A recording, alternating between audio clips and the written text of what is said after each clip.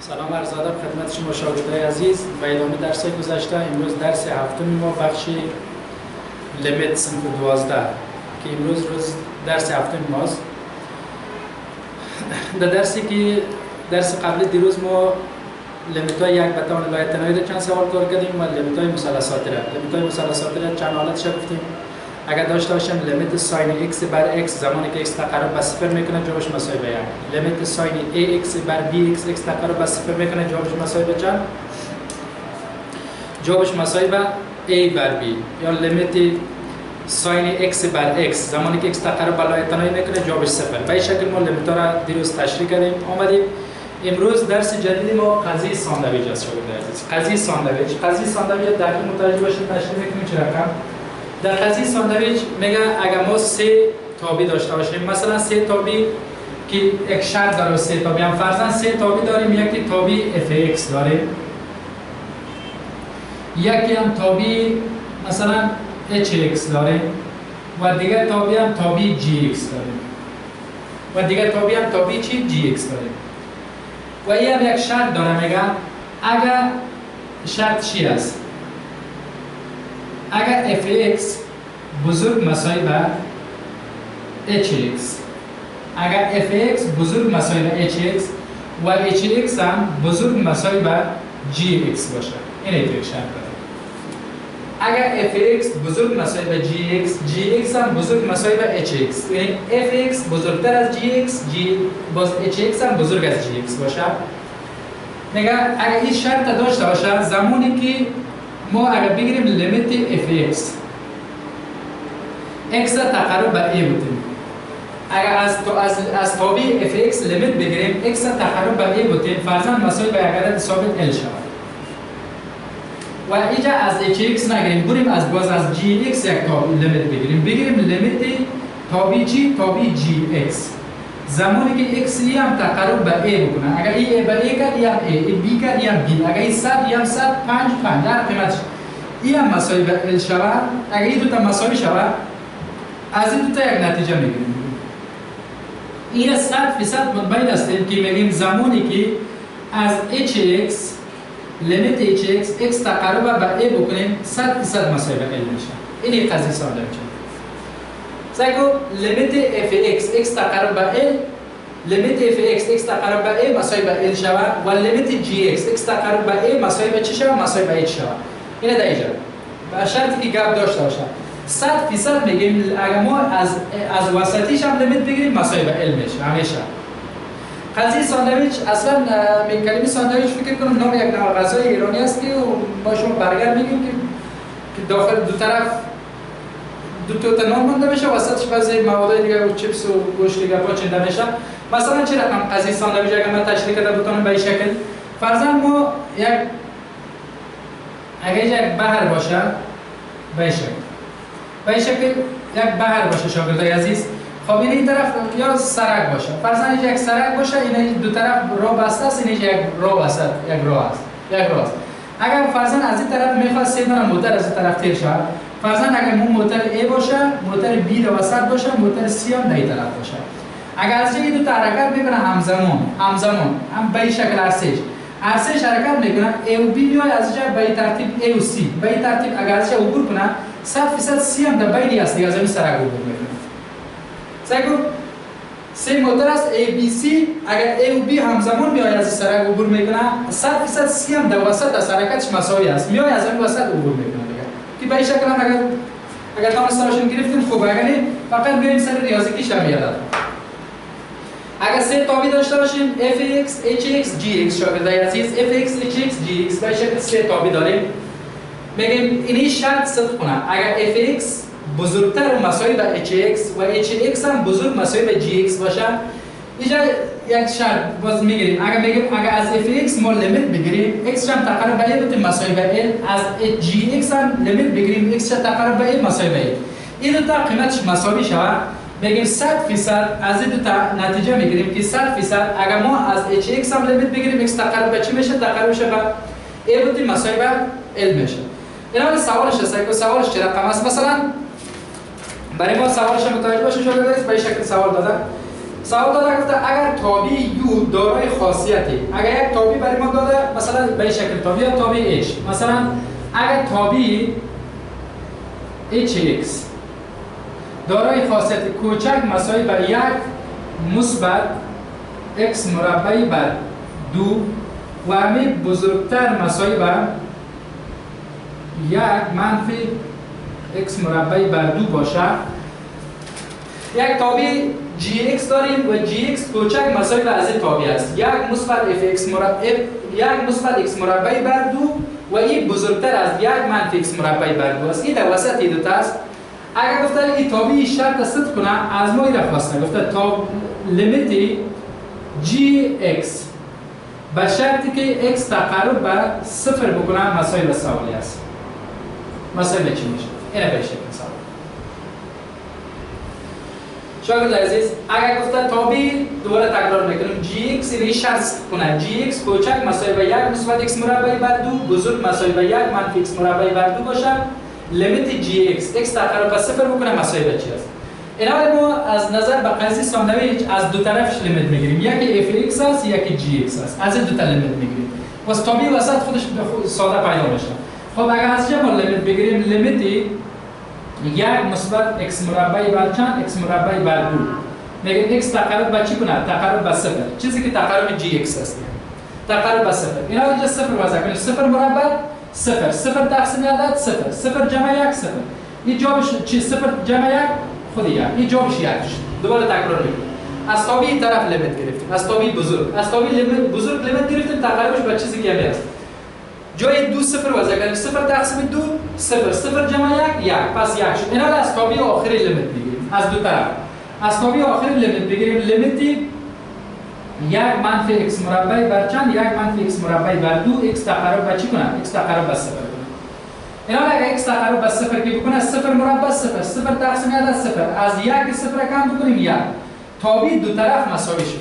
زمانی که تابع دو طرف مساوی شد ما میگیم 100% لیمیت تابع gx اگر x تقرب به چند کنه؟ تقرب به یک بکنه یا 100% مساوی به یک است. اینا فقط قضیه ساندویچ به این شکل سوال را حل میکنه. دوباره تکرار میکنم. سوال اول بود شاگرد عزیز. سوال داده بود گفته بود که اگر یک مثبت x مربع بر 2 بزرگ مساوی به gx و gx هم بزرگ مساوی به یک منفی x مربع بر 2 باشه به این ترتیب از ما گفته بود تو لیمیت gx اگر x تقرب به صفر بکنه مساوی به سوالی است.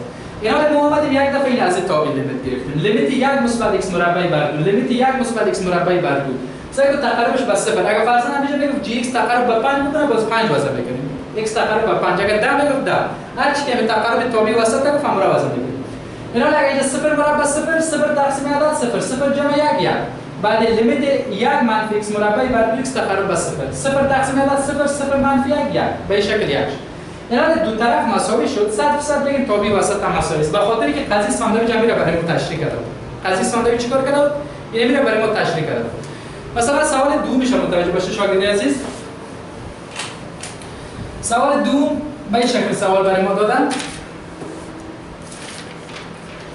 سوال دوم گفته اگر گفته تابع fx این شرط صدق کنه.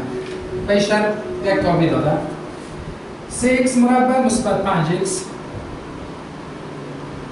3x مربع مثبت 5x بر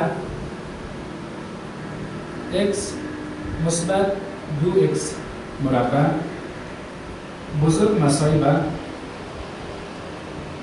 چی؟ fx بزرگ مساوی بر fx و fx هم بزرگ مساوی بر 6x مربع مثبت 4 بر 3 منفی 4x 3 منفی 3 مثبت 4x مربع باشه. گفته از ما گفته لیمیت تابع fx زمانی که x تقرب به لایتنایی میکنه مساوی به سوال است. خب شاگرد عزیز متوجه باشید. سوال دوم. سوال اول بود سوال دوم. گفته اگر این تابع داریم 3x مربع مثبت 5x بر x مثبت 2x بزرگ مساوی به fx و اف ایکس هم بزرگ مساوی به 6x مربع مثبت 4 بر 3 مثبت 4x مربع. این تو یک شرط صفر کنه. از ما گفته این تابع وسط پیدا کنه در شرطی که لیمیتش مساوی به چی باشه؟ اف ایکس تقریبا به لایه تنایی میکنه. از قضیه ساندویچ استفاده میکنیم.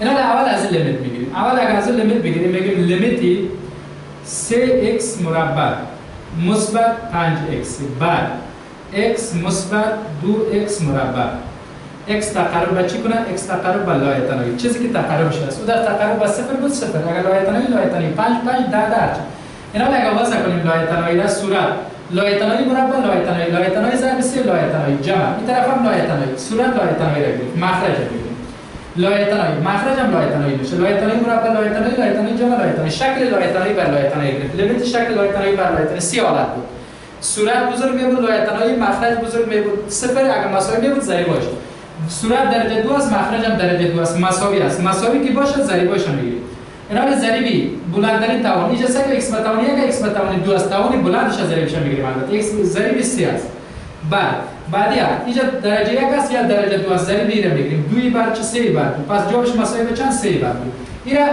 اینا تابع جوابش 3 بر 2 شد اینا رو میایم از لیمیت میگیریم لیمیت را میگیم لیمیتی 6x مربع مثبت 4 بر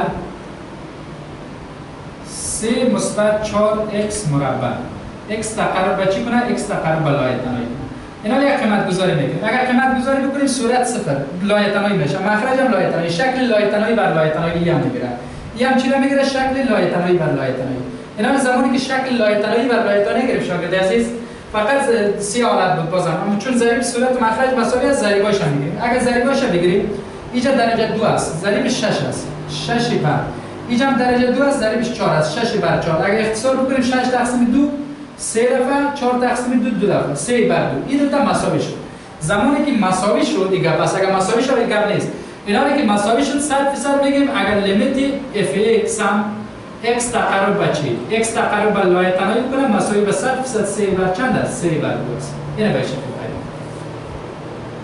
همین گفت دقیق است که شاید از دقیق متوجه باش. سعی کن دو طرف که مساوی بود، حتمی وسطش هم مساوی است. اگر فرضاً دو طرف یک عدد مساوی است، وسط عددی هم مساوی است دیگه. چون این مساوی به این باشه، چیزی که در وسطش هم است مساوی است دیگه. پس به این شکل قضیه ساندویچ چقدر تعریف کرده میتونید که کدام گپ نداره زیاد سوال سری کار نمیکنیم. ارائه ما داریم متمادیت یک تابع در یک نقطه یا توابع متمادی شاگرد عزیز دقیق متوجه باشید. توابع متمادی چه نوع تابع است؟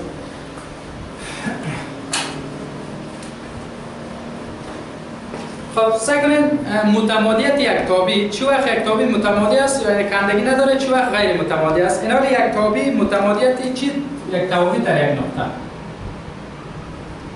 متمادیت تابع در یک نقطه و یک نقطه مشخص کنید.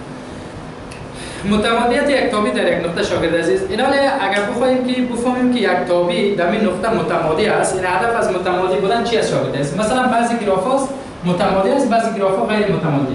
فرضاً این گراف متمادی است کندگی نداره اما این گراف که ببینیم غیر متمادی است چون در بین کندگی داره. این هدف متمادی هم است. تابع متمادی تابعی که گرافش کندگی نداشته باشه تابع غیر متمادی تابعی که گرافش کندگی داشته باشه این میفهمید از تا بخش تابع هم گفته بود زیاده اینا اگر یک تابع بفهمیم که در یک نقطه متمادی هست نیست سه شرط داره شاگرد عزیز.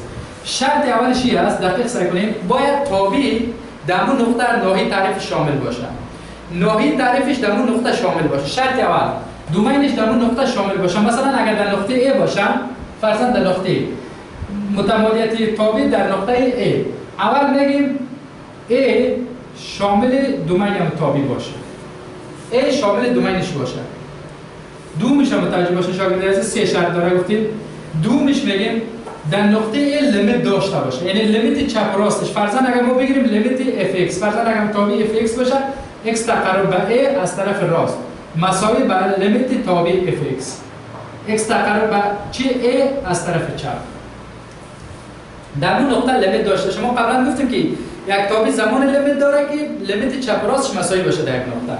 سوم شرطش چی است؟ سوم شرطش میگه f a مساوی بر لیمیت چی باشه؟ لیمیت fx x تقرب به a کنه. این دو تا باید مساوی باشه همیشه. این سه شرط داره. یک تابع زمانی در یک نقطه متمالی است که همون نقطه شامل ناحیه تعریفش باشه، لیمیت چپ و راستش مساوی باشه، یعنی در اون نقطه لیمیت داشته باشه، اف ای مساوی به لیمیت اف ایکس x تقرب به a شود. این سه شرط داره. مثلا سوالش سعی کنید. سوال اول برای ما داده گفتن نشان دهید که تابع اف ایکس مساوی به x 2x مربع مثبت 6 در نقطه x مساوی به 5 لیمیت داره. فرضاً به شکل تابع داره. تابع اف ایکس مساوی به 2x به توان 4 مثبت 6 در نقطه x مساوی به 5 متمادی است. در نقطه x مساوی به 5 متمادی است. یعنی اگر بخوایم که در این نقطه متمادی است یا نیست باید سه شرط داشته باشد. اول آیا 5 شامل ناحیه تعریفی می است؟ تابع پولنومی است. 2x مثبت 4 2x مربع مثبت 4 یک تابع پولنومی است. ما قبلا گفتیم تابعی که پولنومی باشه ناحیه تعریفش تمام اعداد یکی است. پس میگیم شرط اول صدق میکنه. یعنی شرط اول چی است؟ صدق میکنه. 5 شامل دومین تابعی چی است؟ f است. شرط اول صدق کرد. اینا شرط دوم میبینیم. شرط دوم میگه لیمیت چپ و راستش مساوی باشه. اگر ما لیمیت چپ و راستش بگیریم مثلا لیمیت 2x به توان 4 مثبت 5 x تقرب مثبت 6 x تقرب به 5 بکنه از طرف راست. این حتمی مساوی به لیمیت 2x به توان 4 مثبت 6 x تقرب به چی کنه؟ x تقرب به 5 از طرف چی؟ از طرف چپ. مساوی به اردویش وضع میکنیم. 5 وضع کنیم 5 به توان 4 5 به توان 4 625 میشه. 625 ضرب 2 بکنیم 1250 جمع 6 مساوی به 1250 چند 1256 پس مساوی به 12. اینا شرط دوم هم چی کرد؟ شرط دوم هم شاگرد عزیز صدق کرد چون لیمیت چپ و راست شرط حالت مساوی به چند شد 1256. اینا میگن لیمیت f(x) مساوی به یک دفعه f(a) را پیدا میگیریم. اگر f(a) ما 5 است دیگه f(a) را پیدا کنیم میگیم f5 مساوی است جایش وضع میکنیم 2 ضرب در 5 به توان 4 مثبت 6 مساوی است 5 به توان 4 625 ضرب 2 1250 جمع 6 1250 چند 1256 پس f(a) مساوی به شد. اون لیمیتش هم مساوی به 1250 شد. یعنی شرط سوم هم صدق میکنه میگیم f(a) مساوی به لیمیت f(x) x تقرب به چی کنه؟ x تقرب به a یا f5 5 میگیریم x تقرب به چی؟ x تقرب به 5 مساوی است. پس هر سه شرط صدق میکنه. زمانی که هر سه شرط صدق کرد میگیم در این نقطه چی داره؟ لیمیت داره که کدام گپ نداره گپ که فهمیدید. اینا سوال دومش است. کنید سوال دوم به این شکل برای ما سوال داده گفتن نشان دهید که تابعی به این شکل یک تابع داره. دقیق سعی کنید تابع f(x) مساوی به 2x مثبت 1 2x مثبت 1 شرطش است که x بزرگ مساوی به 1 منفی x شرطش x کوچک از چی 1 در نقطه این نقطهش. خب در نقطه x مساوی به 1 تابع لیمیت داره یعنی در نقطه x مساوی به 1 متمادی است یعنی خب در نقطه x مساوی به 1 متمادی است یعنی گفتیم سه شرط باید صدق کنه. اول ببینیم سه شرط صدق میکنه یعنی اگر سه شرط صدق کنه اول میبینیم آیا یک شامل ناحیه تعریفی تابع f(x) است یا نیست. ببینیم اینا اینجا سگو x بزرگ مساوی به 1 هم شامل شد هم بزرگ مساوی به پس شرط اول صدق میکنه. شرط اول چی است؟ بگیم 1 شامل دومین تابع f است. شرط اول صدق میکنه. شرط دوم باید لیمیت چپ و راستش مطالعه کنیم. اینا لیمیت چپ و راستش مطالعه بکنیم که مساوی باشه یعنی اول میگیم لیمیت تابع f(x) x تقرب به a یا x تقرب به چی 1 از طرف راست x تقرب به 1 از طرف راست. در نتیجه میگیم لیمیت تابع f اینا یک در این تابع وضع کنیم. در این تابع نظر به این میبینیم از طرف راست یعنی از 1 کده بزرگ از طرف راست بزرگتر از 1 اینجا x کوچک از 1 است اینا بزرگ از 1 یعنی شامل دیجا میشه پس در این تابع وضع کنیم. داریم 2x مثبت 1 x تقرب به چی x تقرب به 1 از طرف راست 1 وضع کنیم 1 ضرب 2 جمع 1 3 پس لیمیت راستش 3 شد. لیمیت چپش هم مطالعه میکنیم.